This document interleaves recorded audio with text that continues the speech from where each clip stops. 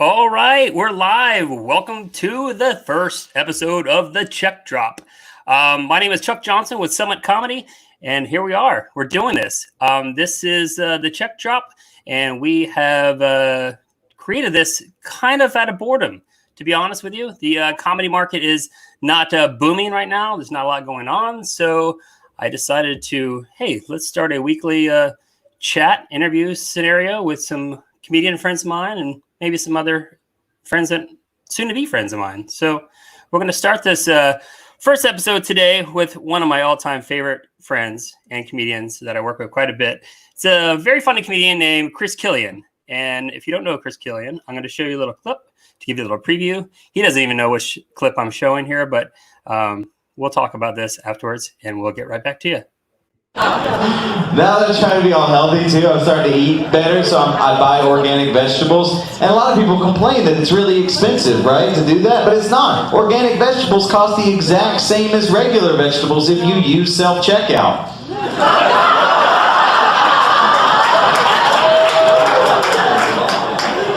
You guys are running all kinds of shit at my show. You're welcome. Yes, please welcome Mr. Chris Killian. How are you, sir? Man. I need some new stuff so bad. I need new clips. I'm the worst at it. How old is that clip? That clip 3 years, I think. I think that's 3 years.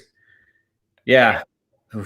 Well, you know, when you go scroll the YouTube to find content, and you have to put some stuff literally from a club, because if not, they're going to yank you down. And I didn't want to get yanked down my first 2 minutes of my first live stream with some. No, that's okay. I understand. I'm not mad at it. I mean, at least it wasn't. There's a lot of that up there. I don't know. You can't get mad. It's out there. If you're mad, be mad at yourself and take it down and put up new stuff. Is that my clip? Did I post that clip? Yeah, that was directly from your YouTube page. There you go. Yeah, I don't even know what's up on my YouTube page. I'm not mad. Tip number one to comedians out there: if you don't like some old material out there, maybe you should yank it down. That is good. I've done that. I've done that now, but it's been a while. Yeah, I gotta update stuff. I know that I do. This is not. I like the setup that you've got, man. This is really nice. This looks good. Well, you know, I'll give it a B+ maybe for the first time starting out here. So I should have known based on the NACA conventions. I mean, the Summit Comedy booth is always the coolest booth that's out there all the time. So right. Yeah. I should have known that you were going to come in making this thing look sweet. Yeah, well, again, I did a little bit of research. I've had time on my hands. You have like the whole Summit Comedy background, and I have cans of Mountain Dew that I'm going to throw away. Well, you know, that's aesthetically pleasing in the back. It kind of looks nice. And I mentioned to you before this that little in the back. I forgot to mention that to you. I'm sponsored now. Oh, well, I'm doing pretty good. That's all I had to do was just show Mountain Dew cans. You are pretty big. So what is that? $200? No, it's free Mountain Dew. Oh, well, all right. You know, you can ask for money too, right? For sponsorships. Say what? You can ask for money for sponsorships too, not just the actual free products. Yeah, you can. Like, I've been trying to get my show on comic book sponsored for a little while now, but the issue that we keep running into is that we're owned by Viacom CBS, and so it's got to go through a lot of channels before it gets sponsored. So, gotcha. Yeah. Hey, well, while you're mentioning that, many people might not know your little side hustle. Besides being a stand-up comedian, what is your other job? Essentially, I'm a host for comicbook.com, and I do like a daily show for them. That it's kind of just like Weekend Update, except for like nerd news, and it's pretty good. I like it. I like the hustle because I'm a big closet nerd myself. And you know, when this pandemic hit, everybody was complaining about how awkward like Zoom comedy is, and how like you don't get to perform with an audience anymore, and it's right. The worst. And I'm like, guys, I've been doing this for a couple of years now. This is easy. You have to get on board with it. Well, I commented on that right after this all happened with the COVID-19 that you were one of the lucky ones that you could still maintain a source of income by your job. So and you're very rare in this business right now. Most comedians are starving. So we're blessed. I mean, I can't. it's definitely been a perspective shift for me, because the grind of doing that daily show, I mean, it's hard. I mean, there's a reason why all of these shows have writers. It's hard to write a monologue every single day. I mean, it just is. Okay. And so there's been times that I definitely have been like, screw this, I just want to do stand-up comedy full time. And I always thought stand-up comedy was going to be on the back burner. You know, I was like, stand-up comedy is always there. No matter what happens, I can always go back and do stand-up. And to be in a position where that's not reality anymore, at least for right now, was real eye-opening. I just never thought, you know, we talked about this. There never in our wildest dreams did we think there was going to be a reason that audiences wouldn't be able to gather together to come to shows. It's crazy. Yeah, I mean, even I think Roy Wood Jr. was quick to jump on this. So he had an article in Vulture magazine, I think it was Vulture, talking about just that. Like, hey, we're just in the entertainment side business. That it's just we're a frill, basically. You know, the art of live entertainment is just an extra. You know, if we had extra money to go out, and it's just a bonus. So I used to kind of joke and say, you know, I sold jokes for a living, but now I have to really focus on saying that I'm in the crowd business, and then the crowd business is not so good right now. So there's very few comedians. Like I said, I know Arvin Mitchell has a gig that he's working for Studio C that he's still doing and getting paid for, which is great. But yeah, for the most part, most comedians are kind of left in limbo, trying to scramble, find other jobs, do the Zoom comedy and such. And I don't know, it's tough. I mean, it's tough on everybody. So. And it's crazy too, because like, I feel bad for them, because I don't know what I would do if I didn't have that creative outlet, but I've still been able to be creative every day, in the sense that I get up and I write these monologues, and I still perform them in a sense. You know, I'm still, you know, turning up some sort of stage persona, even though it's in front of a green screen, you know? Right. And so, you know, I'm happy for that too, because I know some comics who, you know, they've told me that they've just gone crazy with boredom, you know, this time. Do you think there a lot of the people that label themselves as comedians are no longer going to be comedians after all this? I don't know. I mean, I could definitely see this weeding out a lot of them that feel like maybe, you know, it's not. I mean, what if this happens again? You know, some people might be able to handle it for a couple of months. But if it comes around for a second wave and things get shut down again, or people can't go out again, you know, how many people are going to be able to survive that? You know, a lot of comics. I know a lot of comics who've had to they've had to buckle down and, you know, get real jobs. Right? I say real jobs like you know, like like comedy is being a real job. Yeah, my baby mama, she doesn't think comedy is a real job. She always reminded me of that. Yeah. You work 1 hour a day. Right. Yeah. But yeah, I can't imagine it not weeding some people out. I mean, I think that there has to be some people who are going to have to make ends meet and do something else. And, you know, even getting to a point where you can attempt to do stand-up comedy full time is a struggle, you know? So, I mean, when the shows aren't there, I can't imagine it not weeding some people out. Right. And imagine how many comedians that are going to be so rusty as well, like coming back. I mean, it's I don't know if people just assume that it's like, hey, you just get back on stage and doing it. But it literally, I mean, I'm not a comedian, never have been, but I just, from being around the business, I know that it's like a muscle. You need to keep flexing it and working it out and exercising to maintain that muscle. So sure. if you're not on the stage for 3 months and that first go round is going to be interesting. I think, for a lot of people. So too. I mean, that's one reason that I really enjoy what I'm doing is that I do feel like it keeps my my senses a little sharp, and it keeps, you know, even though it's not the same thing, but it kind of is the same thing. You know, I'm still thinking with an audience in mind, and I'm still, like I said, I'm still performing. So it's, you know, I don't feel like it's going to be as bad for someone like me who's still been able to like entertain in some form of fashion. But yeah, if you go like 3 months without stepping on stage, and it's just like trying to get back into the gym and you can't lift the same weight anymore. You know what I mean? Right. You can kill yourself. Yeah, and you can't even get into most gyms now either. So yeah, I know, it's screwed all the way around. So yeah, that's so funny. So have you attempted any of the Zoom calls or Zoom comedy shows, or been asked to do? Man, no, I'm not desperate. Why would I do that? Well, there are some desperate people out there. You know, desperate times call for desperate measures. And absolutely, and that's where I sympathize, because some people, that's their only outlet, and I completely understand that. But I have not had to do that. I haven't even, now that like some clubs have started opening up. I was talking to somebody else, a comic friend of mine, about this.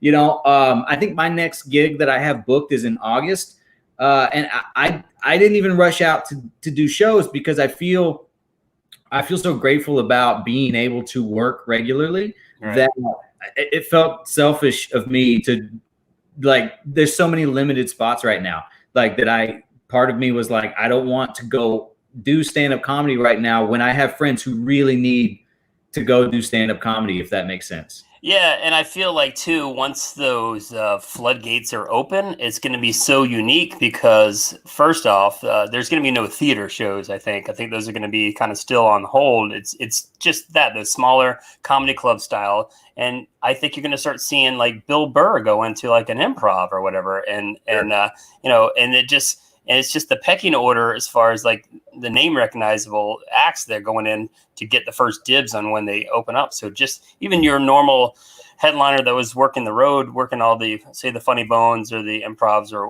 whatever. And I think they're going to be at the bottom of the list, just, you know, scratching and clawing away. I think everybody's going to kind of have to take a step backwards, and a lot of those guys will be featuring, and a lot of features will be emceeing, and so on and so forth. I mean, because like I said, spots are just going to be limited. And not only that, but those big name comics like the Bill Burrs and the Joe Rogans and stuff like that, you know, those guys, they're going to have that rust same as anybody. And so, yeah, so that's another aspect of it, is they're going to be jumping in the comedy clubs to kind of clean all that off. And yeah, I'm just kind of doing my thing and trying to stay in quarantine as long as possible, and, you know, not die, and just keep doing my show. That's all I'm doing right now. I'm just trying not to stress out about it. I love that you have not die like on the top of the list. That's the top of the list, believe it or not. Not die is an important one. And then not die on stage when you get back into it. Yeah, even that one's not as big a deal if I die in real life. So I got one question here that Mark Handler asks. Do you find more comics partnering / brainstorming with other comics to improve their ability to expand, or do most folks just muscle up and keep pushing? I think it depends on the comic, to be honest. Some comics are real precious about their material, and they don't like anybody offering any suggestions, you know what I mean? And then other times comics will have workshops and they get together and work on stuff. I always like if somebody came up to me and had a tag idea or something like that, and I would be the same way. I sometimes feel like I write better for other people than I do myself. Like, I can watch a comic and come up with like 10 tags right away that I can write down and hand to them. But when I have to write for myself, nothing happens. I just stare blankly into the abyss of the internet. Right. And it's funny too, because I've watched, comedians for 25 years, and, every now and then I will think of a really cool tag to give to somebody. And I don't know if anybody's ever used it, but like, I think they probably look at it coming from the agent going, hell no, I'm not using something from the agent.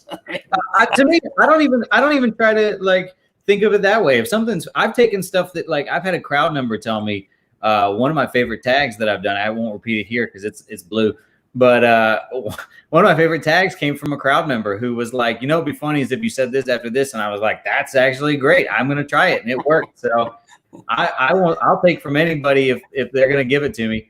Did you ask him for an address to send him a check or no? No way. I'm not going to. As soon as you're like, you can have it, we have a verbal contract.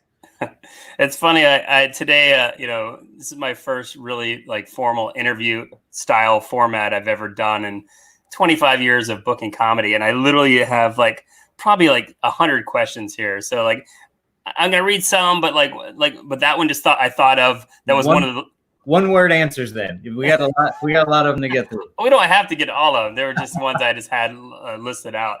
But one of them just triggered one of the questions I had thought of, like regarding material. 2 questions. One, are you still writing comedy, writing bits during this, or are you just kind of just, hey, I'm going to focus more on the comicbook.com stuff right now? I have to focus more on the comic book stuff, just simply by the nature of it. It's daily. So like I said, I'm waking up every morning at 4, and I have a show together by 7:30, and I send it off to the editor who puts it together, and then it's posted by 10. So that's a, real quick turnaround. So I do feel like the majority of my mental capacity goes to that. And then, but I'm still writing down things like things still hit me that are funny that, I obviously can't use for the comic book show that would only serve well on stage. And so I have like a bunch of stuff that I have jotted down that I'm excited to try, but I have not tried them because I have not been on stage since New Year's Eve. That's crazy. 6 months. Well, have you ever gone 6 months of not doing comedy since you started? No, not at all. Never. And when did you start? What year did you start? 2009. Okay. All right. So no. Even when I started working with comic book, I was still doing like at least a show a month. I was still trying to stay fresh that way. Whether it was a college for you or whether I was doing a club gig, I would just try to go out like one weekend a month. And so this has been a long time without doing stand up. Same comedian. He goes by Mittens, a guy named Mark Handler, very funny guy in Charlotte. Speaking of tag, what is the best way to share tags? Send via note, text message, or just pillow? Pillows are nice. I like pillows. I don't know what that means, but pillow tag, I'm assuming. I don't. Maybe he needs to work on his jokes.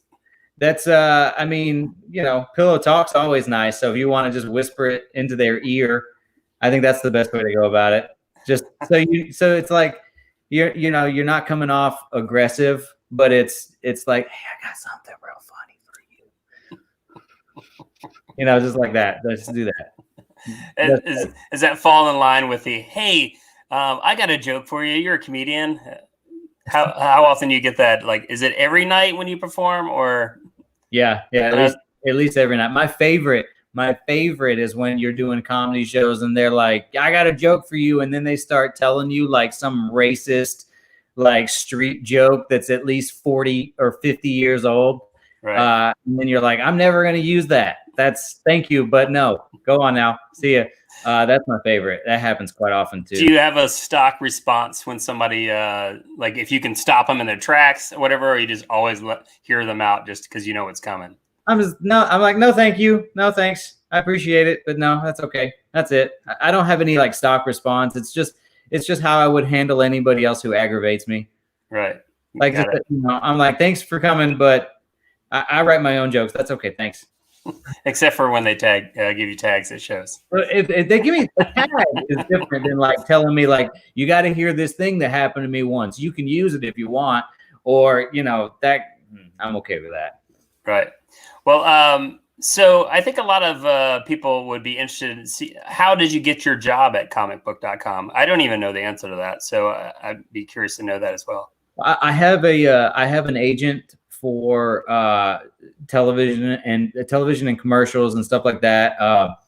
And it was just an audition process like anything else. I mean, she knew that I collected comic books and she was like, would you want to audition for a hosting gig? And I was like, yeah, sure. And at the time I thought it was just going to be me talking about like some superhero shows, after they went off the air, and it just turned into a whole, other thing. And like I said, it amounted to me being able to take a break from the road or to be able to pick and choose gigs that I wanted to do versus, gigs in I don't know, Fredericksburg, Virginia or something. I don't, that I at the time when I was doing stand up, you take anything you can get, for a long time.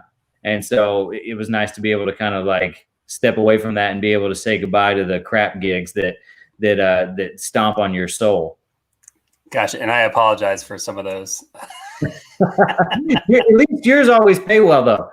Yours, you know what I mean? Like, yeah, some of those college gigs can be pretty rough when you're in a cafeteria and nobody's paying attention to you, or sometimes they don't even know there's going to be a show. Like Right. that's happened before, where they're just like, oh, supposed to be a comedian tonight, and then they just give you a check. That's nice. That's like, oh, I went all the way to New Jersey for this. That's cool. And but at least they pay well. So yeah, you can probably never say that you went to New Jersey to go do a club gig and nobody showed up and they said, oh, here's your check, have a good time. Oh, never. Yeah. That was the one thing about colleges that was always nice, is that it might take a few weeks to get a paycheck, but you always get the paycheck. I mean, I don't think I've ever not got paid for something. Right. And I've never not got paid from a school either. So there are definitely some clubs that that have shorted a lot of people. I've done club work that, and I've had bounce checks, and I've had people just straight up try not to pay me, after the audience didn't show up the way they wanted them to, or whatever. And, that doesn't happen with college work. So I've always been down to do colleges, no matter how painful emotionally they might be. Somebody, Nathan Scott Ford, what was it like interviewing Jim Carrey? Oh, Nathan, I love Nate. Nate's great. Do you know Nate? I don't know. We may be friends on Facebook. Nate's the best. I love Nate so much. Well, I need to know Nathan now, I guess. It was a dream come true interviewing Jim Carrey. I feel like that feeling you search for as a stand-up comic, where you're constantly making strangers laugh every night, that all dissipated after I made Jim Carrey laugh. Like, I feel like it just, like it was like a pressure off my shoulders. I made him laugh like twice, and I have it on video. It's out there. It's proof. I feel like nobody can ever tell me I'm not funny ever again. And I did see that clip, and I've seen it numerous times, because I think you would. Hey, remember this? We're gonna flash back to this. You better nugget. See it every year on the year forever. It'll always be posted. Every time Jim Carrey's got a new movie coming out, it'll be posted. It's Jim Carrey Thursday again. So regarding, say, driving all the way to New Jersey for shit money, what's the furthest you've driven for the least amount of pay for a comedy show? Oh God, when you were starting out, I guess. I mean, this. I remember having conversations with you and Melissa both about this. I mean, I've driven like all night to get to a gig, and then turned around and driven to another college, without any sleep. And I think the farthest that I drove to Rhode Island one time. I had a show in Knoxville like on a Thursday, and then I had a show in Rhode Island on a Friday, and a show in Nashville on a Saturday. So I drove straight through and back, and I mean, it was stupid. It was completely stupid, and I would never wish that upon any comedian ever. Driving while delirious has got to be just as bad, if not worse, than drunk driving. But probably the furthest. I know I've been up driving at least 48 hours straight before. It's funny because like you hear of comedians dying down the road, whether it's self-inflicted or whatever, but not too many stories of them like, driving and like, I mean, just the sleep deprivation. I mean, it's got to be amazing. Like, it was crazy. It's incredible. It's incredible that more comedians don't die, as many of them are, traveling every week and using pre-workout energy as like a caffeine boost or whatever. Right. It's, or cocaine, whatever, your thing is. It's insane that more comedians don't die that way. And, knock on wood, I hope that stays that way. But yeah, it makes no sense to me. Yeah. All right. All right, cool. Let's go back when you got started. And did you start? I know you're in Nashville area, right? Yeah. Now, where did you start? Because it's funny, because I'm trying to remember the first time like I met you or worked with you, and my memory is horrible. So you probably remember that more than I do. But tell me how you got your start. Who you got your start with? Was it solo, or did you have a group of comics that you kind of like came up the ranks with, or? when we started? I always felt like I was a bit of a loner because I didn't go do a lot of open mics the way the trajectory for me was not common like it is for a lot of comics. I did a songwriter night at Zany's, and I spent like 4 months just like when I decided I wanted to try stand up. I spent like 4 months writing stuff and trying to go to shows and go to open mics, and I just watched a lot before I ever attempted to do it. And then I ended up getting on this musical comedy night, which is it was like a Wednesday night. And when I found out that I was going to be at Zany's, I invited like everyone I knew. And so the whole place was full and I did really well. And Brian Dorfman, who owns Zany's, happened to be there, which I didn't think was a weird thing at the time. But he's never there. So it was a really right place, right time situation for me. And then he invited me. How old were you at this time? I was 25. Okay. That's typically later than most comics usually start a little bit earlier, but yeah, absolutely. I was actually working on my master's in English at the time, and I'd already had my son Colby, and I think that's really what did it for me was I've been wanting to do stand-up comedy for like a few years. I've been wanting to try it, and I think Colby was already 2 when I decided to like really give it a go.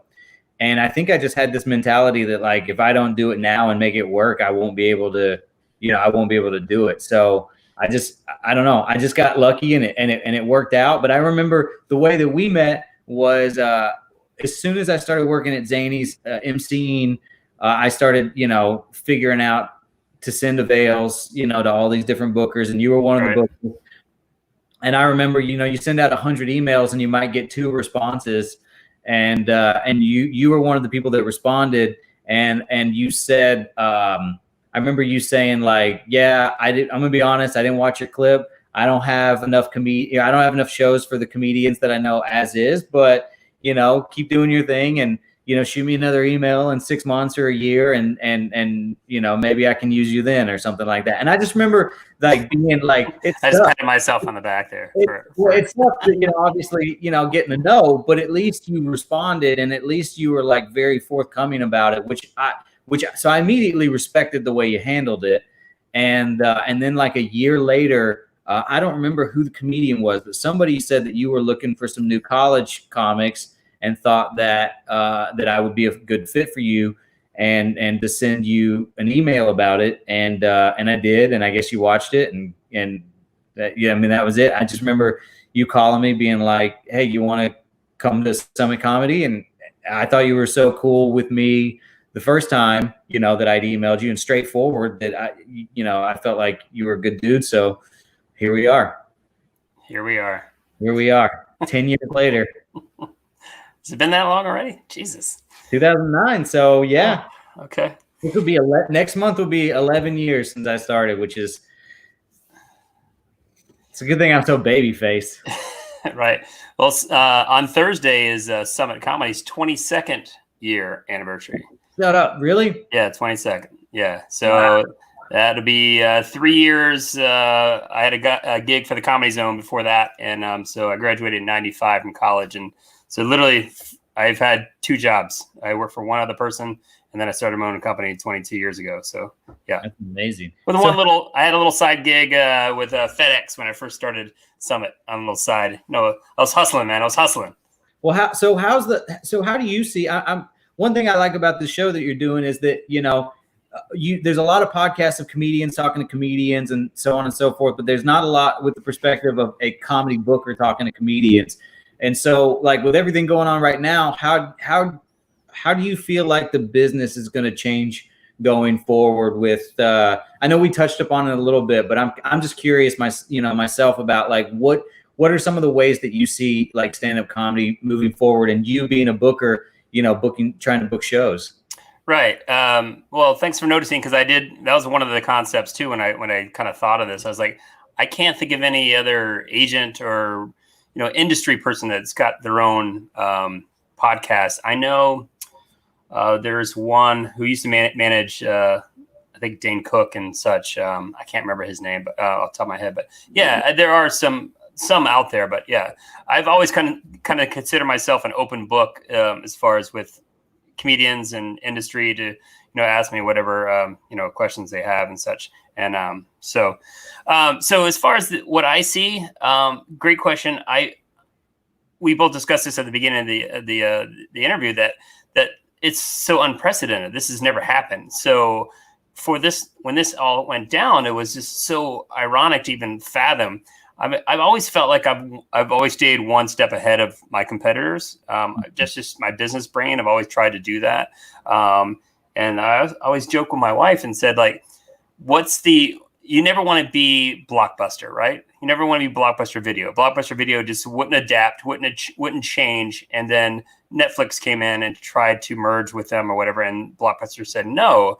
And then they just, obviously we know that story. They just rolled them over and just went out of business. So I've always kind of like had my brain wrapped around that aspect of like, hey, don't become the next Blockbuster. And what would derail I guess my business or the stand-up comedy business in general. So as far as live comedy entertainment, and the only thing I could ever wrap my brain around, thinking that far in the future was holograms. And I was like, man, I just hope, for whatever reason down the road, holograms don't just take over and nobody wants to go see live comedy, that they can just watch a hologram or whatever. So it is almost like this is the hologram of 2020. That I didn't think of, because nobody thought of this. So, I mean, the fact that you couldn't do your job, it's unfathomable. I mean, to think about this, I mean, March 1st, if you had said that, like, hey, in 2 weeks, nobody's going to be allowed to do stand-up comedy, you would have just laughed and like put me in the loony bin. So, like, are you trying material out on me? Shut up. So, as far as moving forward, I think a lot of it's still unknown. I've hidden no thoughts as far as my thoughts on Zoom comedy, and that I won't book it. I refuse to do it. I've even said I will go out of business before I do that. Hopefully it won't come to that. I feel that the world is slowly coming back. I am booking some shows here and there. I actually booked a gig for a private party of like 12 people in like 2 weeks in Texas, which still blows my mind that that's happening. But you know what? It's a live comedy show. I mean, and that comedian's going to be working in front of 12 people. He's going to have a hell of a lot better show than if he was doing a Zoom call or Zoom show. So, yeah. And it's paying good. So I think it will come back. I think as a business perspective, I said this from the beginning too, that, I do a lot of colleges. I know some people don't know that out there, but I guess about 50% of Summit Comedy's income and bookings are college market. Cruise ships, corporate events, etc. Some clubs here and there that I do as well. But as far as a business perspective, I knew that the colleges would probably come back in the fall. They're going to work their magic and whatever their protocols and safety measures to get the students back in safely in the fall. And that is happening. So far, I've seen numbers of around 70% of the schools that are returning in the fall. And because they're a business. I mean, they're a business just like all these other businesses that are going out of business. So if they don't have students here in the fall, these schools will close. I think because the students are not going to pay for virtual learning anymore. I mean, it's just not working. I've talked to so many college students and said it's not the education that they want, nor that what they paid for, agreed to. It's not college. I mean, did you go to college? Oh, yeah. I said I was working on my master's earlier. Sorry, I missed that part. Okay. So, so you know what college is. I mean, it's not virtual classes. Mm-hmm. I mean, I have a son that's going to college in the fall. So, and where we're at now too, I mean, you don't, like you said, it's not worth it financially. Anything that you want to learn, you could really go on YouTube and learn. Definitely, you don't have to have $50,000 of student loan debt to go online and learn. Right. So if you're not paying for the college experience, I mean, what are you paying for? Right. And that was my concept of like, hey, these colleges will be back in the fall just because of that. They know that the service they're providing. I mean, both from the educational, they're obviously leaning towards that, and they don't want to say, well, we need these kids to have their keg parties. But they for sure know that that is part of the college experience as far as being out on their own and learning and outside of their home and being in at the campuses. So I knew once that happened, even if, say, out of those 70% of schools or whatever that go back in the fall, that only 50% decide to do live entertainment, I would be okay. I've got a pretty strong foothold in that market. Would the business be lower this year? Of course. I mean, I think everybody's expecting that. Nobody's making money off this unless you're in the toilet paper business or Purell or whatever. I mean, there's some, or I was going to say something else, but I'll leave that. But yeah, there are people making money in this, but most people are not. I mean, I've read reports of 35% of small businesses probably won't make it through all this. So, right. Yeah. So from that angle on my side, I think, I think I answered your question, but yeah, it's still a learning curve. I think we're gonna all figure this out together. I've got a club in Waco, Texas. I emailed them yesterday, and they're still kind of like, we can't do anything yet. I mean, we're only open at 25% capacity, and that's not going to make any money. So I mean, that club only seats 100 people. So you don't think it's a situation where maybe ticket prices go up because of the exclusivity of the shows, because you can't have so many people? Yes and no. Go back to the Bill Burr experience. Yeah, if Bill Burr decides to go into a club that seats 400 seats and they can only do 200, and then he wants to charge $100 a person, I'm sure he'll sell that out. But Chris Killian probably will have a little bit of trouble. Like, no, Killian hustle. Sorry, I didn't mean to use your name. I should have said just Joe Smith. I'm just kidding, Nate. I love you, Nate. So that's my take. I've said this a lot too, that it's like my comedy remote control used to be always on and playing and just always going to the next feature. It's just stuck in the pause remote in the pause, section. So it's stuck. So hopefully it'll get unstuck and we can all move on with our world and our lives. Fingers crossed. But I mean, hopefully there's some sort of way that we improvise and get around this. But I don't know. I don't know what's going to happen. But it's not just stand-up comedy. I mean, it's movie theaters. It's right. Concerts. It's every form of entertainment you can think of, basically. Right. I mean, I think at least from the comedy aspect, these people like myself will do like a little bit better off than, say, if you just booked, big shows. I mean, I know so many agents, and I think Ari Nisman just responded. He owns a company that does smaller bands, but they do a lot of big shows, and they're not doing those shows. I mean, if you're not doing a 4,000 seat venue, I mean, it's just not going to happen. So sorry, Ari, but it's I mean, maybe in the spring. I mean, again, so everybody in the business is kind of in that wait and see mode, I guess. Right. So, yeah. How much longer do you think that people can wait that out? Whew, I don't know. I mean, a lot of people will go out of business. I mean, that's inevitable that's going to happen.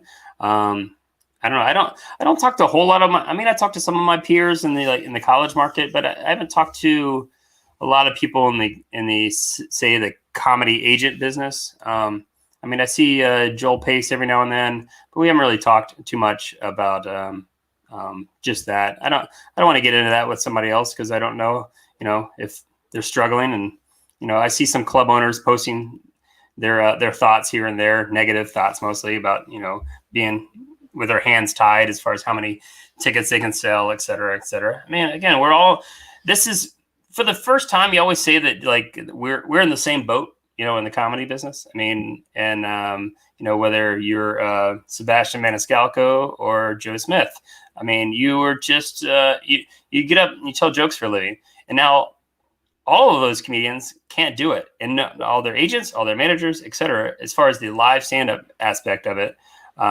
is done. I mean, as of right now, they're paused. So, I mean, right. There are some, exceptions to the rule. I did see Bert Kreischer is doing a little mini tour. He's actually coming near Charlotte next week or so, and he's doing a drive-in movie theater. So, hey, That's out of the box thinking. I like it. I don't know how that's going to sound, and I don't know how it's going to work as far as the call and response of people in their cars laughing. If you can hear them, whatever. Like a Zoom comedy show. What's that? It's going to sound like a Zoom comedy show. Probably. I don't know, but the fact that at least they can go out and see the talent, I guess, maybe it'll be just enough to get by and make it work. But I have to for this to become the new resurgence of drive-in movie theaters, though. That seems like a perfect business for what's happening right now. Oh, absolutely. I mean, I'm sure that. I mean, maybe that's what I'll do next year. Maybe I'll start my own drive-in movie company. I like it. And this fall back on comedy. The comedy will always be there, I guess. I don't know. So book comedy for the off nights, and then have comedy first. No, have the comedians after the drive-in movie theater. That'll work out best for everybody, I think. Well, at least get the kids out of there too. Yeah. I mean, you would think. I mean, I assume they're gonna promote this as an adult show, but how many times people are gonna just throw their kids in the car and go, "Hey, we're gonna go see this comedian." Yeah, I'm sure they're bringing their kids to see rated R movies too. So yeah, whatever. Parents of the year. Yeah. Sorry, kid. Eat them up. Oh man. What else do you want to talk about? You're the one that's got 100 questions. I literally, it's the funniest thing. I see all these but I'm just having fun just rapping with you. So yeah. So what's next for you? Like is this a contract deal with the comic book thing? Is it one year to year or or no, it's not like a strictly a contract. Like I said, I'm under salary with them, and so until I say I want to go, or they're like, hey, you suck, and don't do this for us anymore. I mean, I guess it's just kind of status quo right now. I have been really lucky to be able to do this from home. Because originally I was working out of a studio. We have a studio in Nashville that I would go to every day and do this, but they set me up with a camera and lights and audio and green screen and all that kind of stuff, and so a whole room in my house upstairs is just dedicated to putting the show together, and so that's helped out quite a bit. But do you think they're going to get used to that and go, oh wait, let's just do that from now on? Yeah, maybe. I think we have turned out to be much more productive than they maybe expected us to initially. So views for the site have, as far as I'm not super into it. I just know if I'm, they up or down, but they're up right now, and everything seems to be going well. It's been really rewarding. I mean, I have, we on Instagram specifically, we have like 1 million followers, and everybody, I swear to God, everybody that follows me is like from India or Brazil, and they message me every day. I've had hundreds of messages since it started about how thankful they are that I've been able to distract them through all this, because all these movies, all these shows, everything has been canceled, and so nobody has anything to look forward to. And I guess I've become, for these people, just like some form of consistency.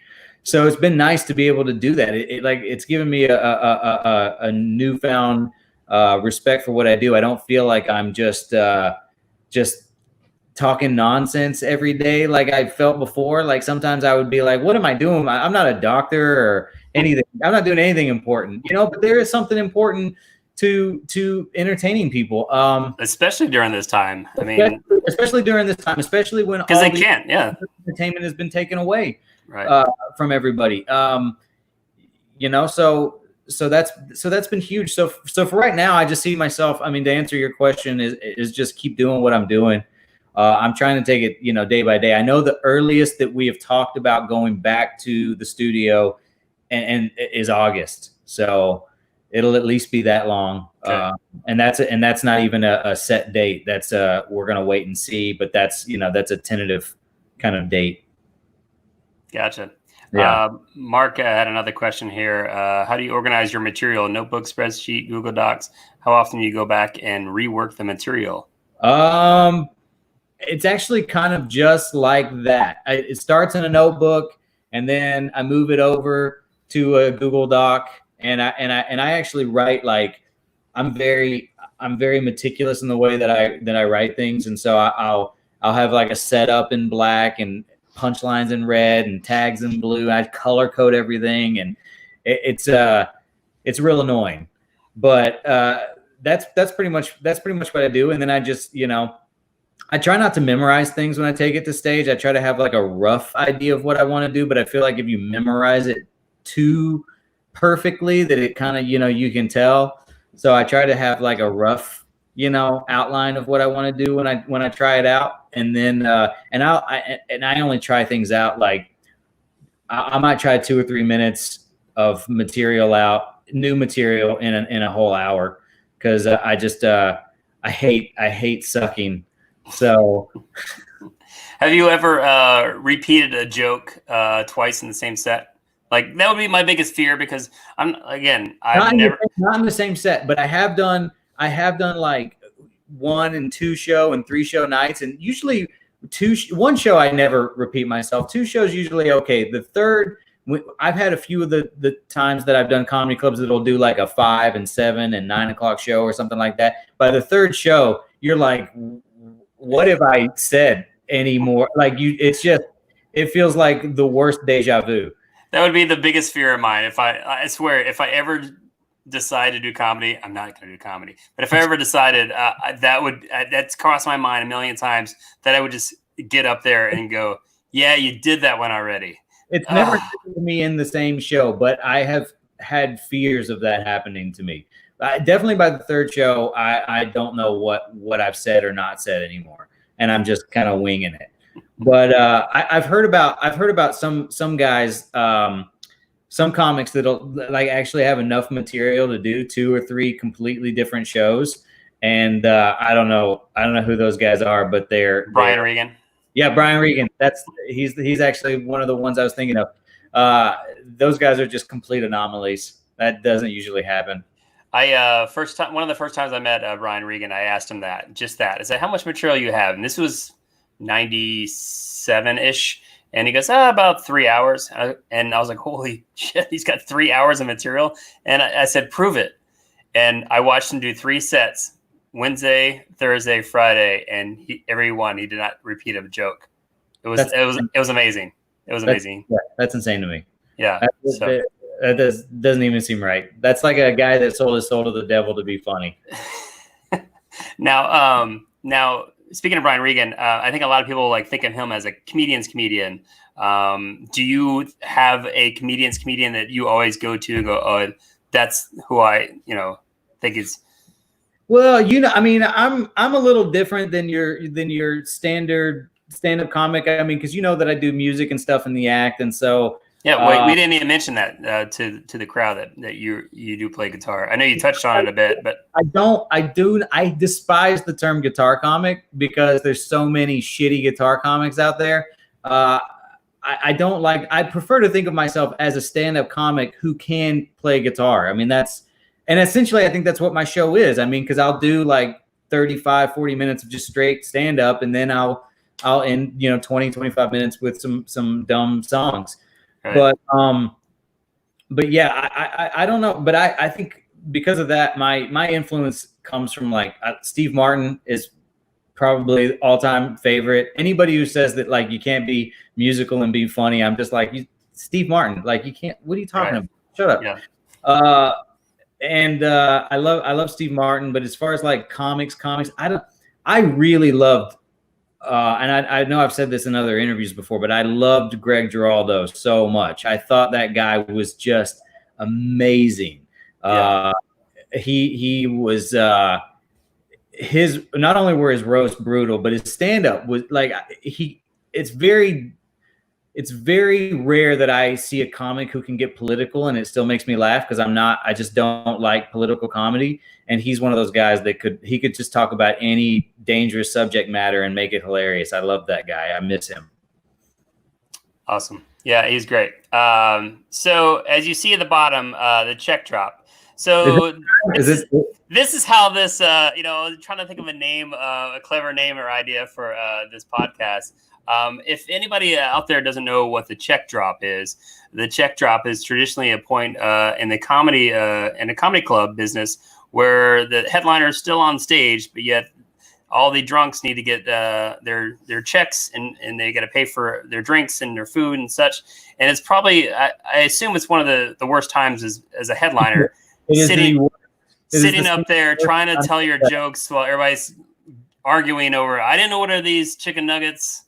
Every bit of momentum that you have worked up, the crowd is in a frenzy. It all comes to a crashing halt during the check drop. So since we're wrapping this up here, we've already talked for 50 minutes, which it seems like 6, but that's so awesome just hanging out with you.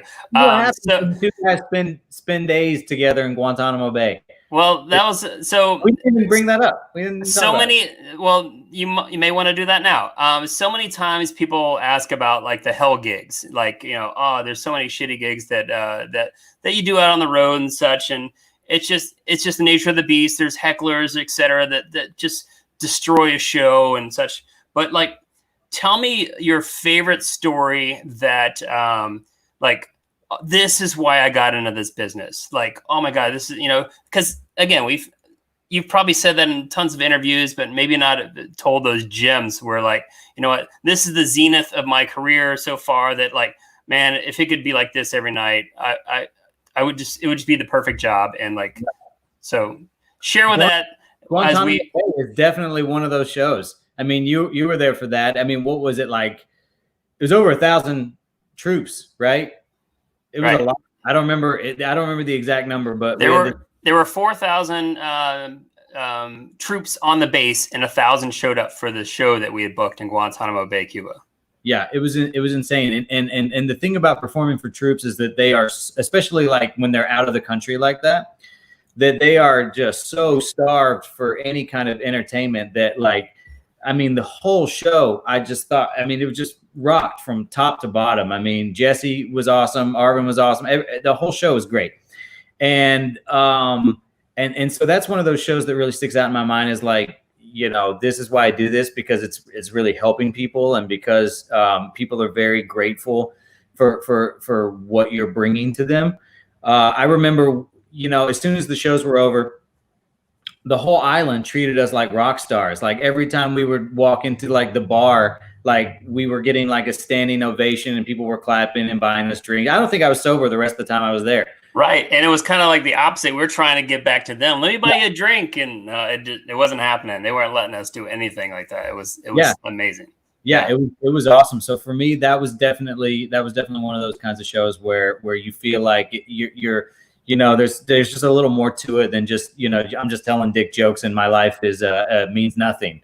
You actually feel like you're helping people in some small way. Yeah. Yeah. And then we had another funny story on the side. You can tell that one, man. I don't want to go to prison.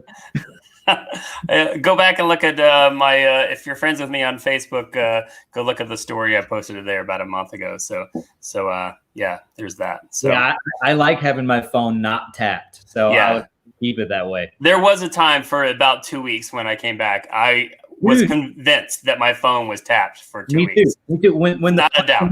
When we were leaving and the plane like turned a circle going back, I was like, this is how we die.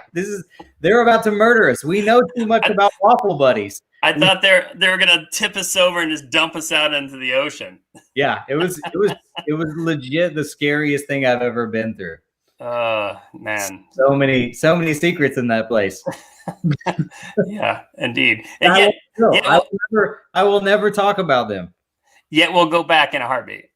Oh, I would love to. I would love to go back. I think that would be awesome. Awesome. Well, I figured that's a good point to end this. And Chris, I love you, man. I appreciate you coming on and being my guinea pig for my first time doing this. And you know where to find me if you need anything. Yeah, I love you too. I can't wait till we get back to business as usual. That will be fantastic. Yeah, and if anybody out there is looking for a comedian, when you're looking for some live comedy, summitcomedy.com, just hit us up and we'll take care of you. So when the world gets back up and running. Am I pointing in the right direction? I want to make sure. There you go. This guy right here. Awesome. Well, you take care, be safe, and we'll see you on the flip side, buddy. You do the same, Chuck. Love you. All right, man. Later. Bye.